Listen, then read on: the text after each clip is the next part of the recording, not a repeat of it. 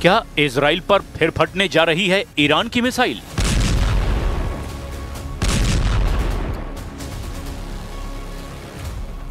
क्या तेल अवीव और हाइफा में फिर इसी तरह होगा हमला?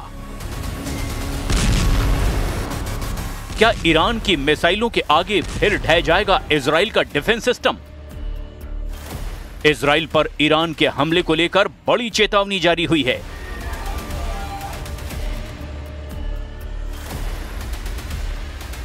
इजराइल में विपक्ष के सांसद और पूर्व रक्षा मंत्री एविगडोर लिबरमैन ने कहा है कि 13 अक्टूबर से पहले ईरान इजराइल पर हमला कर सकता है।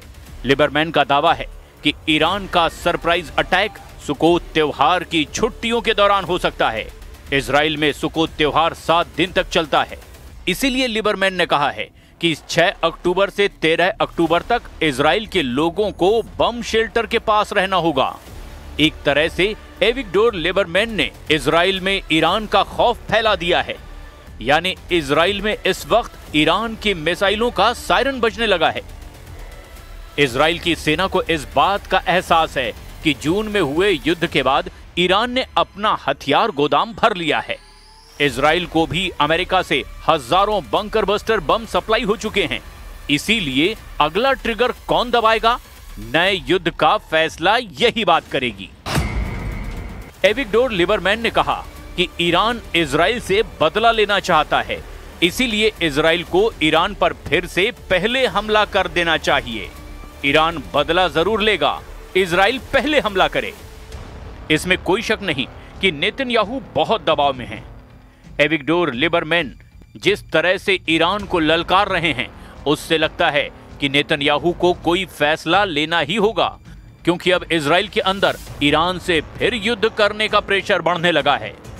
लिबरमैन इजराइल में विपक्ष की पार्टी इजराइल बेतिनू के प्रमुख हैं। उनका कहना है कि ईरान को रोकने के लिए इजराइल के पास कोई और रास्ता नहीं है। इसीलिए ईरान के बचे हुए परमाणु और मिसाइल ठिकानों को पूरी तरह बर्बाद कर देना चाहिए, और ये भी कि वो खुद मोसाद से कहेंगे कि ईरान में सत्ता बदलने के लिए काम किया जाए। तसव्वुर इनके बेतुनन ईरान मा रो मर्दम मा रो बे ज़ानु दर बियारन तसव्वुर इसके दर ख्वाबश बिबीनन। ईरान चीज इसके हस्त। लिबरमैन दावा कर रहे हैं कि अगर वो इजराइल के प्रधानमंत्री होते तो ईरान पर हमला कर देते, और नेतन्याहू को भी इस वक्त ऐसा ही करना चाहिए। वैसे 13 जून को ईरान पर हमला करके नेतन्याहू ने यही करने की कोशिश की थी, और वो अपने मिशन में पूरी तरह फेल साबित हुए थे। लेकिन लिबरमैन जिस तरह से नेतन्याहू को युद्ध के लिए उकसा रहे हैं, उससे साफ है कि ईरान और इजराइल के बीच बहुत ही खतरनाक युद्ध का खतरा फिर से मंडराने लगा है। एविगडोर लिबरमैन 2001 से इजराइल की सरकारों में मंत्री रहे हैं। 2006 में वो पहली बार उप प्रधानमंत्री बने। 2009 में वो पहली बार विदेश मंत्री बने। 2016 में लिबरमैन पहली बार रक्षा मंत्री बने, और 2021 में 1 साल के लिए वित्त मंत्री भी रहे। लेकिन अभी इजराइल में लिबरमैन विपक्ष में हैं, यानी नेतन्याहू के विरोधी हैं। लेकिन अब उनकी बातों में ईरान को लेकर जो वार्निंग है, वो बार बार बता रही है कि इजराइल और ईरान के बीच युद्ध अभी खत्म नहीं हुआ है। गाजा में जब आग बुझाने की कोशिश हो रही है, लगता है इजराइल अब ईरान में फिर आग लगा सकता है। इजराइल के पूर्व रक्षा मंत्री एविगडोर लिबरमैन कह चुके हैं कि जख्मी शेर को छोड़ना नहीं चाहिए, ईरान से फिर युद्ध होगा। यानी इजराइल ये मानता है कि ईरान एक जख्मी शेर है, और उसके लिए बहुत बड़ा खतरा भी। ऐसा इसीलिए भी क्योंकि 22 जून को ईरान के 3 परमाणु अड्डों पर अमेरिका और इजराइल की जो ज्वाइंट स्ट्राइक हुई, वो पूरी तरह नाकाम साबित हुई। ये बात सबसे पहले रूस ने बताई थी, और अब इजराइल भी मानता है कि 400 किलो संवर्धित यूरेनियम ईरान ने बचा लिया है, और उसका दावा है कि इसी यूरेनियम से वो एटम बम बनाने की तैयारी कर सकता है। We must not allow Iran to rebuild its military nuclear capacities. Iran's stockpiles of enriched uranium, these stockpiles must be eliminated. And tomorrow, UN Security Council sanctions on Iran must be snapped back.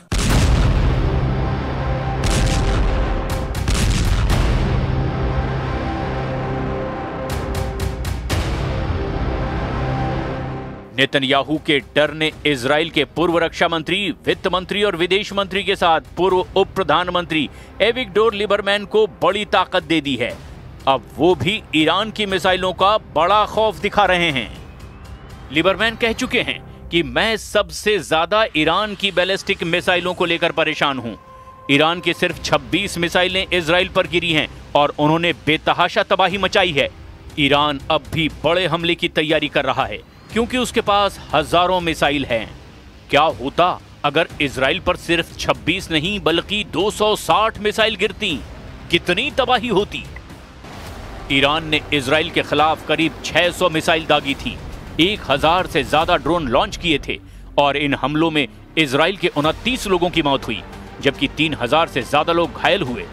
उनके मुकाबले में Israel ने Iran में 900 targets पर 4000 से ज्यादा बम गिराए और इन हमलों में ईरान के 1060 से ज्यादा लोगों की मौत हुई। लेकिन इजराइल के शहरों और खासकर मिलिट्री अड्डों पर जिस तरह से ईरान की मिसाइल गिरी, उसने इजराइल के मिसाइल डिफेंस सिस्टम को पूरी तरह नाकाम साबित कर दिया।